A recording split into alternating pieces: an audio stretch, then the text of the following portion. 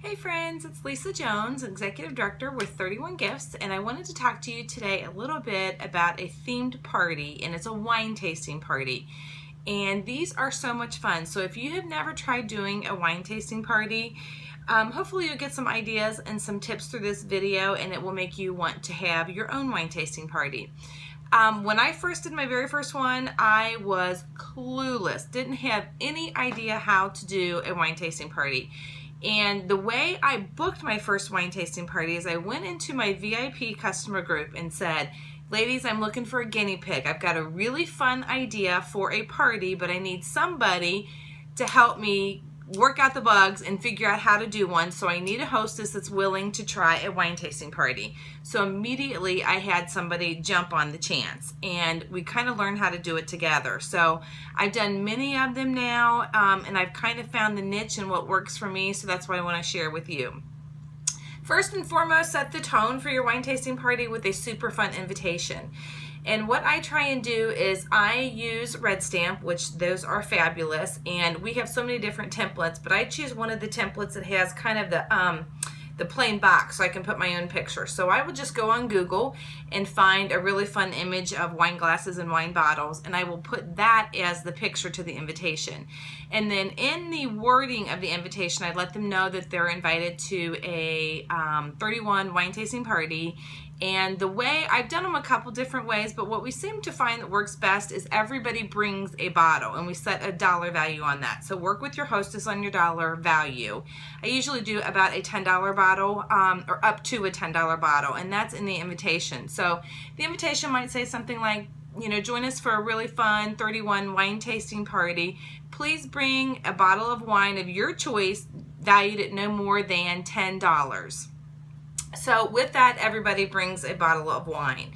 That invitation then can be texted out to all of the guests, and you can even use that within your Facebook events and things like that. So the way I work my wine tasting is I want a tasting sheet. So I don't create these. If you guys are not part of Christina's Creations on Facebook, I highly recommend joining her group because she creates a wine tasting sheet each and every month. So it looks like this.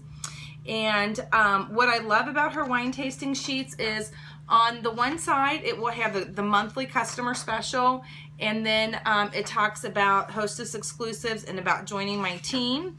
And then it has kind of a wish list down here, but this section is the tasting section. Now, she has it set for 15 bottles of wine.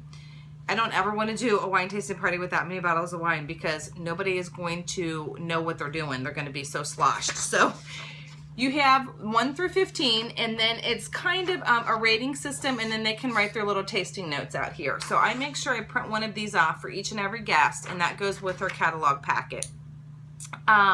So when I'm planning this with the hostess, I need her help with this to make the night a success. So generally what I try and do is I ask my hostess if she can be the pourer for the party. So I do a sort of a traditional party presentation in that I have all those elements, but we stop in between for the wine tasting. So I will bring my hostess up before we get started and celebrate her like I normally do.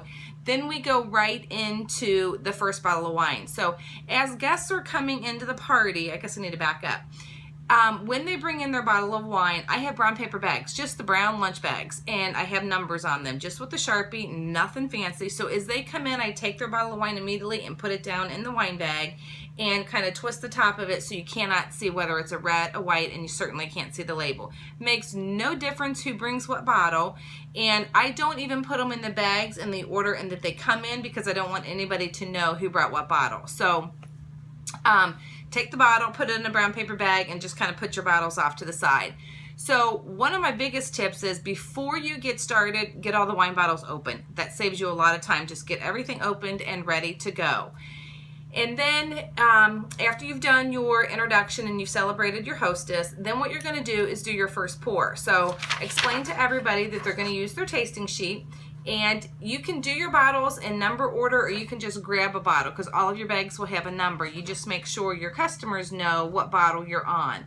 So I asked the hostess to be the pourer, so while she is pouring that wine, I am showing a solution set of products. So by the time I've talked about 2 or 3 products, she's done with the pour. Everybody's tasting their wine and they're using their sheet to kind of make their notes and any little comments they want out to the side.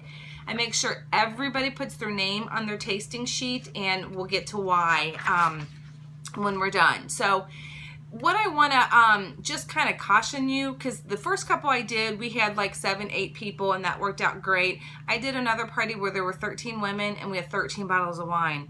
Way too much wine. These ladies had to be picked up. They couldn't even drive home. So you kind of have to work with your hostess how many bottles you want to do. Now, of course, a tasting, you're not pouring a ton. So you have to kind of figure that out. I've done them where we've had too much wine and then that kind of becomes confusing. And I've done it where my hostesses have decided I'm just going to buy 6 bottles of wine and we'll do it that way. So you can kind of do it however you want to. But if the guests are bringing the wine, I'm keeping them in the bags, numbered, and nobody knows until the end. Because what we'll do then is after I've done my entire presentation, we've tasted all of the wines, then I'm going to have everybody go to their tasting sheet. And hopefully they've got some wish list items down here on the bottom. And they're going to rate their wine. So I have them circle the number of their favorite wine and put an X through the number here of their least favorite wine. So then I'm going to gather all those tasting sheets and I'm going to tally it up. So the winning bottle gets a prize from me, and it's usually like one of our bottle thermals or something like that. We've got that wine bottle carrier that we had in the past, and I bought a bunch of those. And the losing bottle, the losing bottle is also going to get a prize. They are going to get like a key fob or something like that. So it's fun that the winning bottle wins and the losing bottle wins. And then if they want their tasting sheet back, you have their name on it so you know who to go for, but you also kind of have their wish list on the bottom. So you can match these up later after everybody's placed their order. So if you're looking at Susie Sunshine's order form and she only ordered one thing, but you're looking at her tasting sheet and she's got 5 things on here, that is a great way to then go back and talk to her about a booking, follow up with her and see if she would like to have a party to get some of the things on her wish list for free. I'm looking at my notes to make sure I don't forget anything. One of the things that I did too that was really successful at one of the first wine tasting parties I did, they had so much fun that I asked everybody, I said, okay, we've had so much fun tonight with a wine tasting party. I want to try something different. So just like Annette was the guinea pig tonight for a wine tasting, I would love to do a margarita tasting party. And the minute margarita came out of my mouth, somebody's hand went up and said, I want that one. So then I just kind of kept going with it. I said, okay, somebody here want to do a chocolate tasting party? And another hand went up. So take that theme and kind of run with it, and maybe before the party think of some themes that you would want to do and then offer that as a theme during the party. So hopefully you got some ideas. Just keep it super simple, keep it fun, don't stress out about anything. I've done parties, the wine tasting parties, where my hostess overserved herself, so I then had to do all the pourings and try and do the solution sets, and that became a little bit crazy, but you just have fun with it, enjoy it, try it. Like I said, the very first one I did, I had no idea what I was doing, and I let everybody know up front.